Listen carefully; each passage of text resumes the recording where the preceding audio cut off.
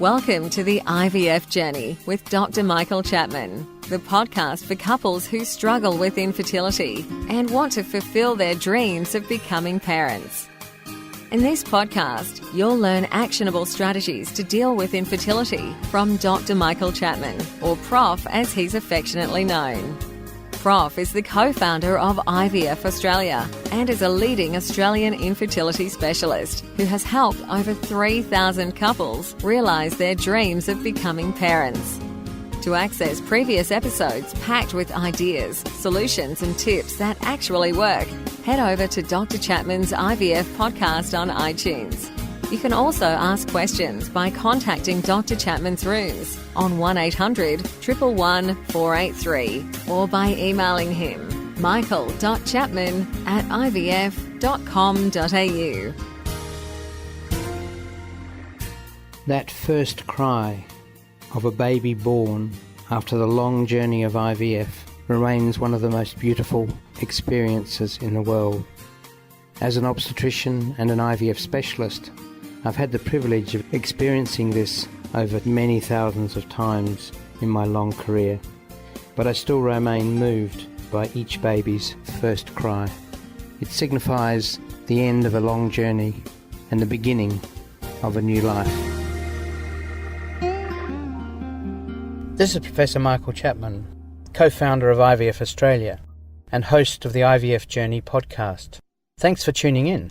To access all the previous episodes, head over to my website www.theivfjourney.com and select IVF Journey Podcast from the navigation menu.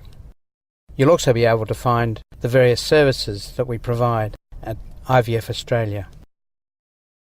One of the great joys of being a senior specialist is actually not the patients nor the babies that I've delivered, but those trainees who I've influenced in their development of their life practice. Seeing young people go through training programs that are pretty heavy and arduous and come out the other end and build practices, treating patients the way I like to see them treated, the way I've treated patients over many years.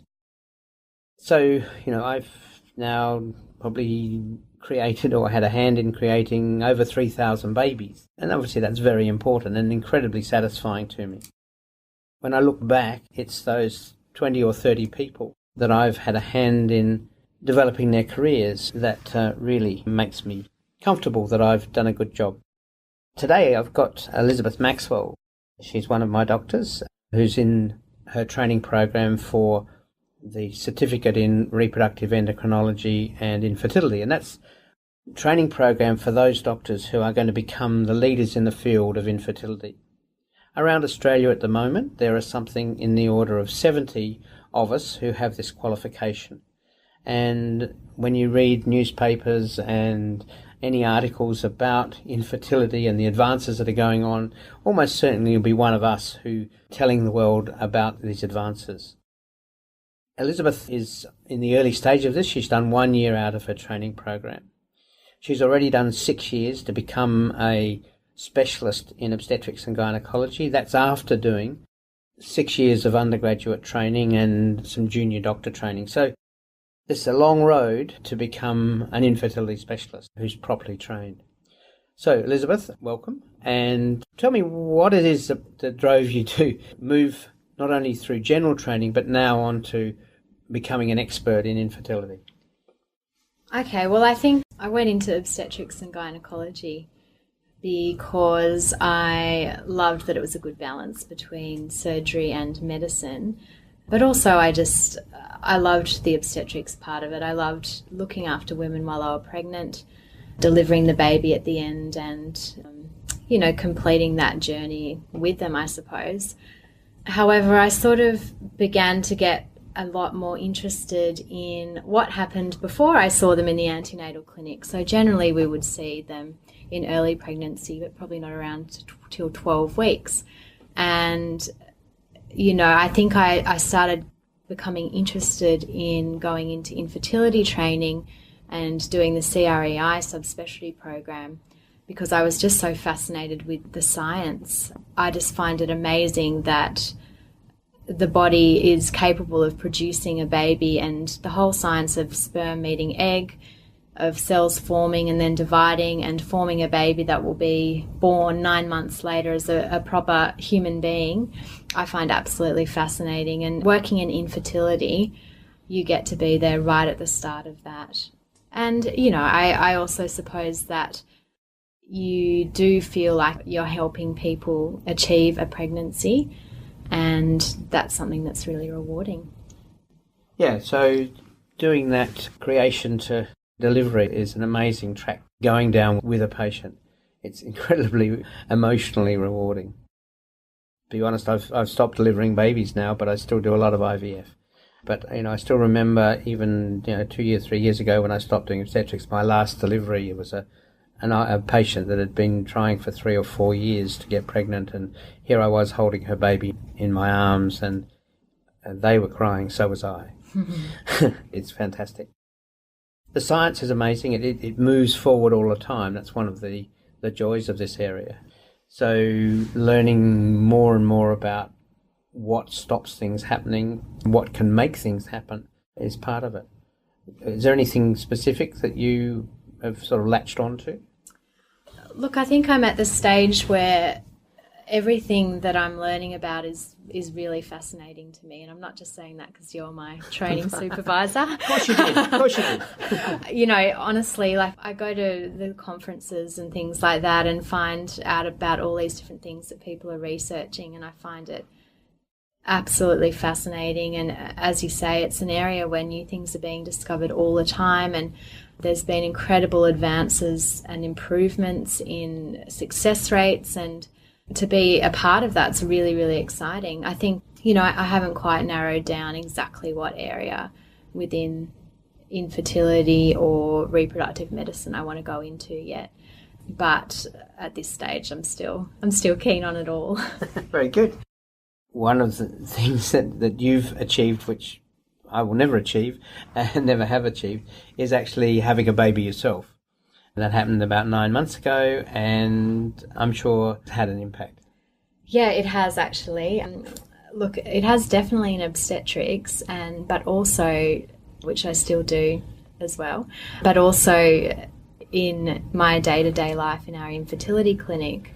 Having a baby was certainly, one of the most amazing things I've ever done in my life, and to be able to help people to have that chance to have their own baby, I think is really special. And I perhaps didn't appreciate the significance of that before I had my own baby, and I think it's definitely been enhanced and made it somewhat more of an emotional thing for me as well, I think, because you can't help but relate the patient sometimes to yourself, and I was very lucky, but others have not been so lucky, so it's great to be able to help them in that way. Good, excellent. So, and the future? I think I just need to get through my exams.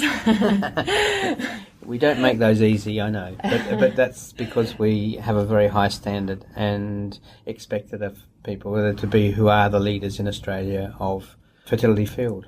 Yeah, look, I think, as part of my training, I've got 2 further exams to go, and I've actually done 2 exams already in the obstetrics and gynecology training.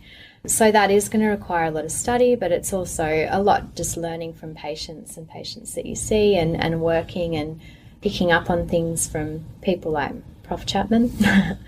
At this stage, I'm not sure exactly what area I'm going to go into. You might continue doing obstetrics? I might continue it, yeah.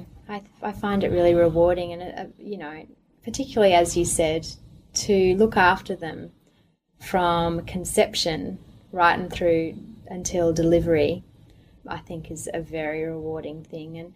And when we do our training in obstetrics and gynecology, we do our training through the public system mostly, so we often don't see the same patients from week to week. That's just how it works. So, to really get to know a patient and be with them through that entire journey, I think is extremely rewarding. Yes, the IVF journey really It doesn't end with success in IVF. It goes all the way through to having a baby, and being there right through the journey is incredibly, well, you could use the word rewarding, and I totally agree with you. It is an amazing thing. We're very, very lucky as doctors in that scenario. Dealing with patients who don't get pregnant is obviously hard as well. Yeah, it is hard and it's sad, and it's particularly hard because we don't always have the answers for them. And, sometimes there's an answer, but sometimes there's not. And I think we're just lucky that there are all these people who are researching and continuously striving to make improvements in the field. So hopefully one day that we will be able to at least have answers for some people who still cannot get pregnant. Yeah, and I hope that you'll be one of those people that'll be working towards that. I hope so too. Good. All right, so another 2 years and be out in the big wide world is with those letters after your name. It's CREI, and people, as I said, 70-year-old around Australia who are the real experts in the field. So if you're a fertility patient and you're looking for the people with the highest standards, the highest knowledge and experience, not only of just simple IVF, but male problems and genetic problems.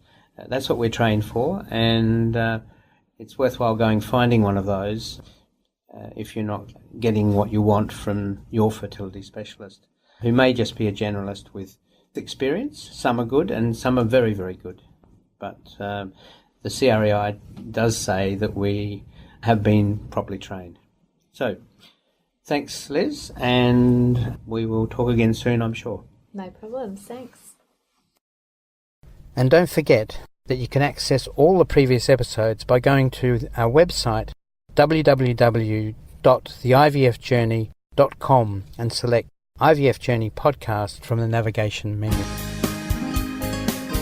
Thank you for listening to the IVF Journey with Dr. Michael Chapman, the podcast which helps couples negotiate their way through the IVF journey, all the way to parenthood.